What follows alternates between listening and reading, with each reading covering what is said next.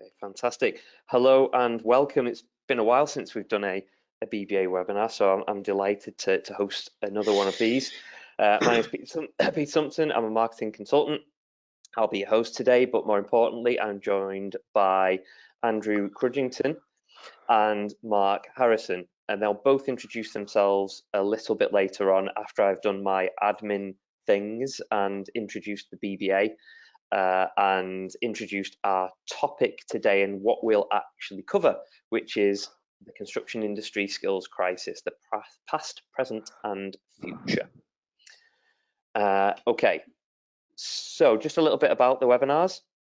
As you'll see the animation at the bottom, this shows you how you can find all the BBA webinars, current and future. You can use the URL, as these slides will be available on this webinar webpage when we're finished, or you can subscribe to the mailing list and we'll drop them in your email every so often when we do have new webinars coming up.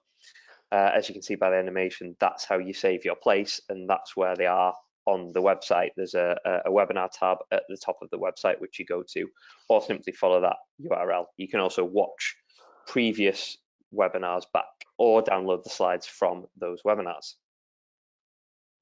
Okay, the BBA, for those of you that don't know, have been around for nearly 56 years now, I think it is, and the premise has always been the same: helping construction and manufacturing industries build confidence. The organizations that play within those industries build confidence in their solutions, their designs, how they create and implement them.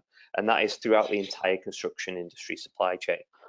The BBA also helps develop long-term partnerships with their clients and associations. And what they look to do is continued growth, both in the UK and abroad in global marketplaces. But it's important to note they will always remain reassuringly impartial. Something that people don't know is that, or may not know, is that the BBA are actually a for-profit organisation limited by guarantee.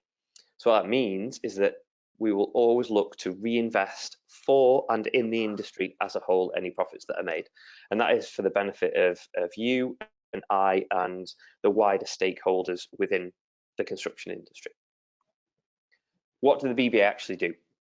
Well, they're well known for PAC, which is Product Approval Certification, which includes BBA Agreement Certification. They also do other things that are not so commonly known, such as testing, audit and inspection, management services, which include ISO 9001 and the likes, and more recently, UKCA and UKTA marking. So if you're interested in any of those, go on the website, inquire, and we're happy to help. But this isn't about what the BBA do. Just to date, they've issued more than 6,000 certificates, and I'm just going to focus on the big numbers for now. That they do over 8,000 annual inspections and assessments, so they're all over it, which is great to see and growing continually. So let's get into what we're here today to discuss. And this isn't a presentation, although you've seen the presentation so far. This isn't a presentation, the bulk of it isn't. It's a discussion on the skills crisis within the construction industry, what we can do about it. So the topics we're going to cover is, what does skills crisis actually mean? We hear it all the time. We hear experts talk about it, it's in the news, and those two words, skills crisis, are heard all the time. What does that actually mean? What led to the crisis and what can be done about it? We'll talk about why EDI is fundamental to closing this skills crisis gap, future skills that might be required. Is there an opportunity for the next generation? And also, making prevention better than cure. What lessons can we learn about what's happened so far in our industry? And also, what can we do to stop it happening again, or to really, really improve on where we are and what we need to do and where we need to go? So we're going to cover all those topics. We haven't got very long. We've got about 25 minutes to cover them. If you've got any questions, please use the question functionality in this GoToWebinar, and we'll try and get around to them at the end. If we don't, I promise you, we'll look at them afterwards and we'll get in touch with whoever answers them to answer those questions. So please use it. It's massively important that you do. Okay, before we go on to our first topic, which is what does skills crisis actually mean, I'd just like the two panelists, Andrew and Mark, to introduce themselves a little bit more so you know the expertise that they've got in this field. So I'm going to go to Andrew first. Andrew, could you introduce yourself? Thanks, Peter. Yes, I'm Andrew Crudgington. I'm down on this on the presentation slides as a technical author. Probably because I find it difficult to kind of describe myself, my line of work. My background is I spent a very long chunk of my career at the Institution of Civil Engineers, where I was a director of policy under various guises for around 10 years. Just thinking about this subject, I was preparing, and I realised I wrote my first report on industry skills crises back in 2007, and I went back and had a look at it and realised many of the same issues are still happening. I guess I'm still writing about industry skills crisis because one of the things I'm working on at the moment is a think piece for BBA on this very topic. Fantastic. And Mark, over to you. Thank you, Peter. Good afternoon, everybody. My name's Mark Harrison. I am the head of EDI, Equality, Diversity and Inclusion Transformation at the Chartered Institute of Building. I've been in post since January of last year, almost a year and a half, and I report to the Chief Exec, Caroline Gumbel, directly. So my remit is across all functions of the CITB. I'm not, as in some organisations, you'll see EDI people sit within HR, but my remit is very much external facing. I'm very much concerned with our members and the sector more broadly. As you may know, the CITB is an international organisation with some 47,000 members around the globe. So that's my main area of focus, is promoting ED&I in the sector on a global basis. And just a little bit about myself. I've worked for various organisations in the housing sector, the charity sector, higher education, and now the construction sector. And I've been EDI leads in those organisations over the last 14 years. So my area of expertise is EDI. I'm currently learning a great deal about the built environment, and interestingly working with colleagues in other membership organisations, including ICE that Andrew just mentioned, on promoting the EDI in the sector to address the skills shortage. I'll stop there. Thanks, Peter. Fantastic. Thank you both, Andrew and Mark. So that leads on to our first topic, if you like. What does skills crisis actually mean? So I'm going to come to Andrew first on this. So Andrew, quite a broad question, yes, but what does skills crisis actually mean? So it is quite difficult to answer, and it's clearly not just sort of bodies, and it's clearly not just are there enough people with the right qualifications. There's obviously something that is affecting the industry about being able to get enough of the right people with the right level of skills in the right place at a cost that's affordable, etc., etc. So there's a kind of complex range of things going on. I suppose the things I was reflecting on in preparing for this conversation was, I mentioned I started writing reports about this back in 2007. I think that suggests there's something endemic in the industry, in the construction industry as a whole, about being able to, I guess, having a sufficiently deep and wide pool of people with the right skills, and that flares up from time. That flares up in a more extreme way, at specific times. So today we have, the catalyst of the post-COVID, post-Brexit situation, which I'm sure is driving some of the shortages. But there's something endemic going on in the industry. I suppose the other thing I thought might throw into the conversation is I think that sort of brittleness, that kind of easily exhausted pool of people, probably contributes to the problem as well, because there's a kind of vicious circle in that, famously contractors are called contractors because they can contract quite quickly. I think many of the causes of our kind of endemic skills problems are that, we have a kind of low investment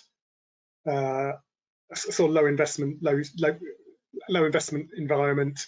quite a high level of self-employment, and some of that is linked to that cyclicality, and that cyclicality causes some of the self-employment and some of the low levels of investment and contractors expanding and contracting.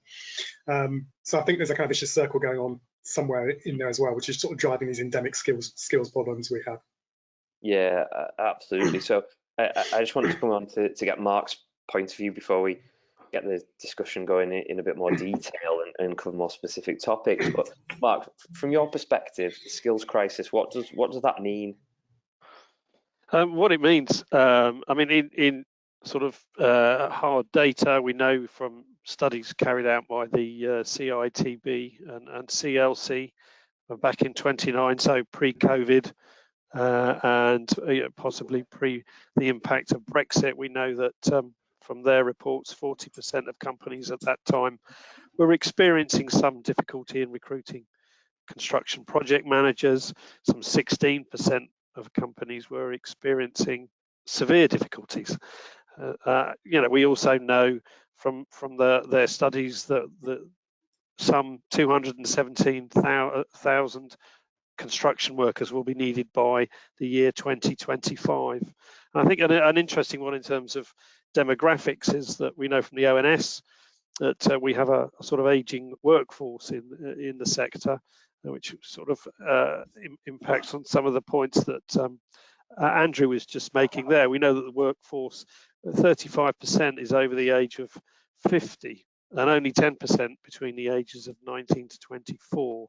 So with the average retirement age being around about 55, we've got a real issue here. And I think, as Andrew has said, this isn't a new issue, but certainly it's becoming more and more acute.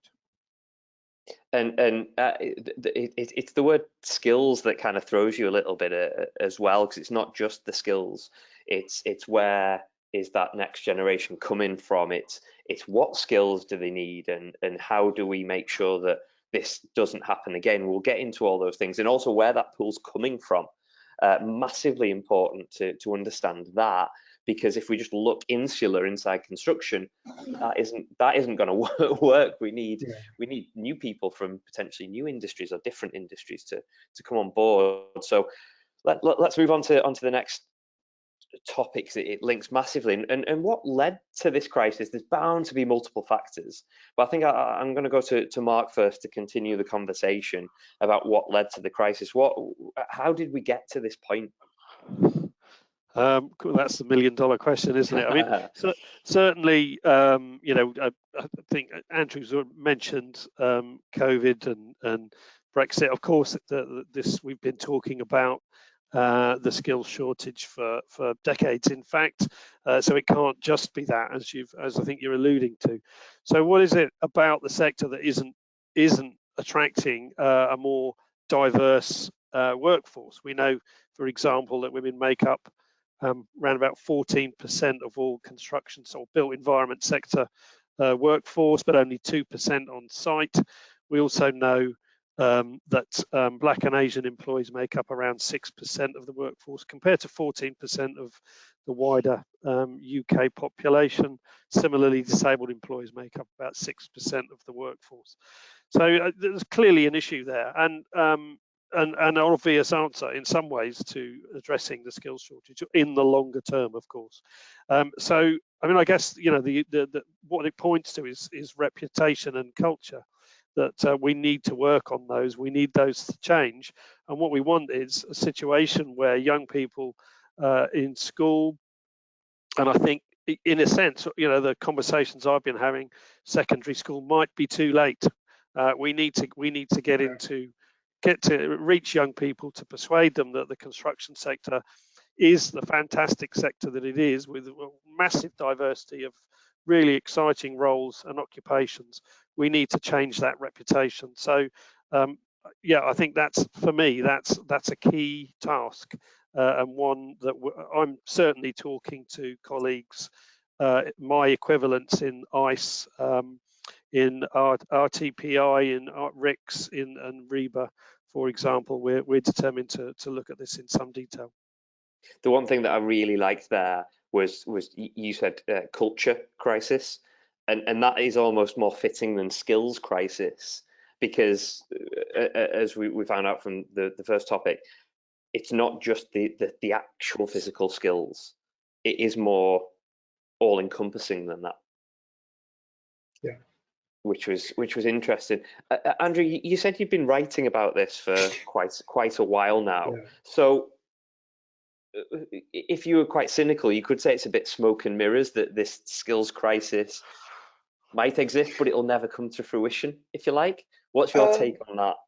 No, I think it's more, I suppose, just to reiterate the point I made in my opening comments, I think it probably just contributes to the cyclicality of the industry, because the numbers that being quoted, yes, similar numbers are always quoted every year, and they're always true to an extent. I think what happens is that just regulates the industry to an extent. We expand and we contract. So if the skills crisis becomes too acute, construction and inflation starts outstripping RPI or CPI, projects become unaffordable, and that sort of naturally kind of dampens down demand. But that's sort of no way to manage a sector. I don't think. I suppose just building on what was said as well, I think one of the other things that might be sort of interesting, I absolutely agree with what was said there about sort of culture, and almost perhaps the way to stop writing the same report for 20 years is to approach the skills crisis from a different angle, from a different lens, be a bit more oblique about it, because our issue probably isn't trying to micromanage a pipeline of people through a process. Our issue is much broader. It is, how do you address the kind of image crisis? How do you address things like productivity as well, which has an impact on skills? And if you start to address those things, skills is a bit more downstream. So perhaps thinking about it from a different angle is helpful. Yeah, the one thing that just is highlighted to me is the fact that if you just look at it as skills, it's not as powerful as the culture. But taking it that step further, like you did there, Andrew, and linking it to the fact that, well, if there's no skills, it just means productivity goes down, which means construction goes down in terms of what's going on. That is a far more powerful way of looking at it from a long-term perspective than it's quite difficult to see it in the here and now. So I really like that bit. So let's go into detail now. And Mark, this is clearly more your bag, and this is your area of expertise. And I know in discussing and talking with you before this webinar over email and conversations that EDI can certainly help and definitely has its place right now in the skills crisis and closing the gap. But why is it fundamental to closing this gap? Can you just elaborate on that? Well, I think if we look at the facts, 2% of the workforce on site is female. That's just such a stark statistic that it highlights the opportunity that we have if we address that. I think, and it's not maybe I would say this, wouldn't I? But I would certainly argue that if we have a more diverse and inclusive sector, it's not just about immediately addressing the skills gap. It's also about changing that culture. We know from research done globally from some very reputable companies like Deloitte, for example, that diverse and inclusive companies who have a more representative workforce, they're more creative, they're better, they have a quicker understanding of the diverse needs of clients. They're more profitable. They're also, their staff, their employees on average are more satisfied. They have lower issues with retention, lower turnover, which helps with the sort of contentment in the workplace, and that in turn helps with reputation of companies. I mean, there's the ethical case as well as compliance with legislation, but I would argue there's very many good reasons for adopting a more positive approach to diversity and inclusion in the sector, and that's why we've launched the CIOB's Charter for Employers. It's on our website, the D&I Charter. We've currently got, this week, I think we've had our 60th company sign up. We're giving a roadmap to companies to develop their approach to diversity and inclusion and help to address the skills shortage in the sector. Nice. Andrew, just coming to you on this, in the years that you've been looking at this, have you seen a change in equality, diversity and inclusion, and ways that can filter into getting more people into this sector? Yes, but very slowly. So I'm trying to look at I was trying to dig up the numbers of my old employers as civils this morning. So we already mentioned the kind of numbers on site, very low. But at the professional level, IC members, I've got 16.6% female. That sounds a bit low. I think it might be a little bit higher, or at least some of the younger age cohorts might be a little bit higher. But that's not fantastic, is it? So the kind of change has been fairly glacial. Although it's been helpful that there have been kind of high-profile figures in the industry, presidents of the ICS and the ICE in recent years, who've been able to act as role models. I think it's going to hit us at the other end as well. I mean, I was just going to mention that one of the pieces of work I did last year was for the ACE, the Association for Consulting and Engineering, and it wasn't entirely scientific. I essentially went out and interviewed 20 or 30 sort of younger professionals.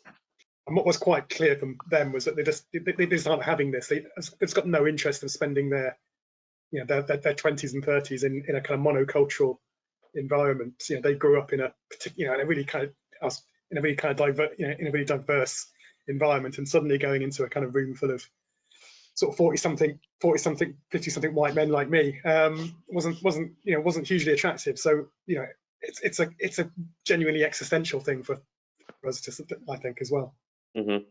Yeah. Just to add to that, sorry to interrupt just very quickly.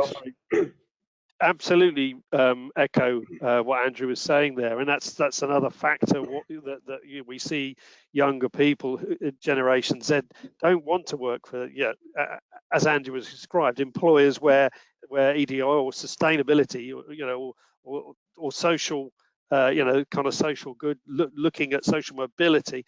That this is more and more important to that generation, and they'll become clients as well, of course. I know there is a long way to go. Progress is glacial, as Andrew has said, but I think we are seeing some signs of that give us some optimism. We have in our Tomorrow's Leaders, our youngest cohort of membership, 37% of those are female, and that compares to 10% of the wider CIOB membership. And increasingly, I'm being invited to lots of events. Today is one of them. I've been to two national conferences recently where we had 2 days of a diversity and inclusion stage with speakers all day, and the room was full. So I do think, as well as the activity with other professional membership organisations, there does seem to be much more of a focus prioritising this agenda as a way of addressing the skills shortage at the moment. But of course, we're not where we need to be. We need to do much more. Yeah. Can I just, before we move on, could I just throw in one? Yeah. This is not a new observation. I think it's been said before, but it came out very strongly in that piece of work I did for the AC I described. In that, I don't think there's necessarily a big problem in senior leadership recognising the agenda around EDI. And as we discussed, people at the bottom, the Generation Z, absolutely keen to embrace this. Sometimes the problem is at that kind of middle management level, and it's not because it's not out of any lack of desire to deliver change, or not necessarily out of any lack of desire to deliver change. It's just the way people in the middle, the way people who are leading projects are incentivized, makes it very difficult for any of these kind of broader agendas, be it sustainability, social value, EDI, to perhaps get traction really at the coalface, and things get lost between sort of strategy and implementation. Yeah, absolutely, completely agree. It's an industry-wide thing to deal with. Okay, so moving on from there, we've discovered, I'm going to call it a culture crisis from now on. We've discovered a culture crisis is going on, because it's not just the skills, it's cultural as well. But then narrowing it down to the actual skills that are needed in the industry, what requirements will we need in the future? What are these skills and abilities that people are coming through will need? Is it the same? Is it very futuristic, or are we talking that bridge of things that are developing that aren't mainstream yet, but will be mainstream in a few years? I'm going to go to Andrew first on this. Future skill requirements, what are they? It's always really difficult, isn't it? Because you always end up being kind of precisely wrong when you do this kind of thing. So on one level, simply being adaptive, that's not particularly helpful. But clearly, we're going to have to be, particularly technology is moving extremely quickly. So the pace of change is, it's a cliche. The pace of change has never been as fast as it is today. So clearly, people who can adapt are going to be important. I suppose you can list a load of technologies, be it big data and AI or robotics and automation. I suppose prefab, modern methods of construction, all that kind of stuff that we know we need to embrace. I suppose the kind of the thread that unites all of those is they're sort of to the left in the project life cycle. So I guess the majority of the skills that many of the skills that we're looking at are sort of almost before we get to site.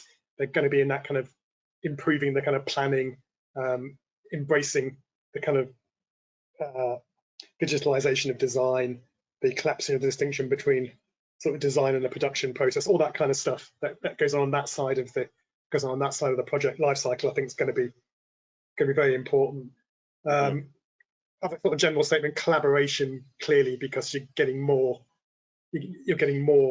inputs into projects. So that ability to collaborate, it sounds fluffy, but people always tell me it's the hardest thing to get right, particularly when you've got multiple organizations involved in a project with different objectives, different goals. And I suppose one last thing on technology, I was reading a paper from the iStructi last year, and they had this kind of slightly clunky phrase of specialist, generalist, technical leads.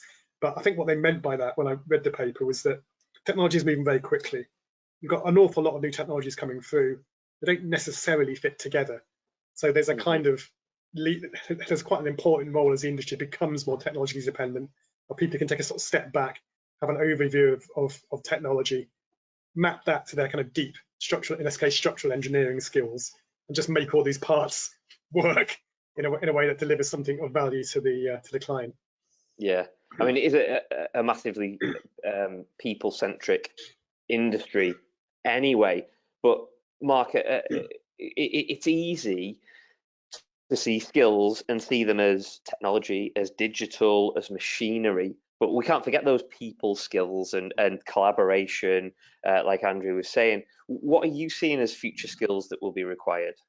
Well, absolutely agree with what you've both said there. The skills I would focus on in my role would be those people management skills. If we want to sort of move the culture of the sector on, we need managers who are able to recruit in an equitable way, who are able to promote a welcoming culture on site, to deal with perhaps more toxic workplace practices. I was at a conference a couple of weeks ago, a national conference, listening to a very interesting woman, Hati Hassan. I don't know if you've heard of her. She set up her own a women's plumbing agency, and she reports on a weekly basis that she hears from colleagues, not necessarily ones that she works with immediately, but in the sector, that there's sexual harassment complaints every week coming in. So those issues need to be dealt with. We need managers who can help to address the mental health crisis of men of all ages actually in our sector. We're seeing exceptionally high rates of suicide. We need managers who can deal with that and really promote value colleagues to promote a positive workplace culture. Because when people are happy at work, as we know, when people are committed to an organisation, they do better work, they'll deliver a better product, they'll do it more efficiently, and everyone's a winner, client included. So I would promote those skills. I'm so glad we went down that road, because it's easily forgotten that the one-to-one, the human interaction, the communication skills and the collaborative skills and partnership skills. It can be forgotten because of technology and how quickly that's advanced in other sectors as well as construction. So it's great to hear those kinds of conversations. Okay, so we know there's going to be issues, and there are issues with the skills, the culture, getting the right people in the right roles, the right time, and opening those doors. Let's focus on the next generation and an opportunity for them. Andrew, I'll come to you first. How do we get the next generation interested in construction? I think it's an age-old question that I've heard since I've been in this industry for years and years and years. But how, we need to get away from that hard hat image. But again, I've heard that for years as well. So what's the answer? Give us the answer. I don't have the answer. Of course. Moving on. No, but I think Mark sort of touched on this earlier. I guess you always have to ask, what's the opportunity at this point in time? And again, perhaps reflecting on that piece of work I did with the ACE last year with some younger professionals, they clearly are fired up by the climate crisis. You have to talk to them. They clearly are fired up by, I guess, what you would loosely call the sort of levelling up agenda. But they believe in sort of social mobility, that kind of stuff. So perhaps thinking about construction as delivering those sorts of outcomes is a way of broadening the range, because I guess you'll always attract people who like sort of building things and designing things, people who've got that sort of mindset. But if you want to get beyond that cohort, if you can focus on the kind of the kind of real deliverables that the industry does, that's going to help. I think Mark alluded to this earlier. We've never done a great job in explaining the variety of roles across the industry. You don't have to be an engineer, you don't have to be a plumber, you don't have to be an X, you can be all sorts of things. So something around that as well is important. But I guess the one thing I would do is focus on the outcomes, focus on things like net zero that we know motivates the next generation.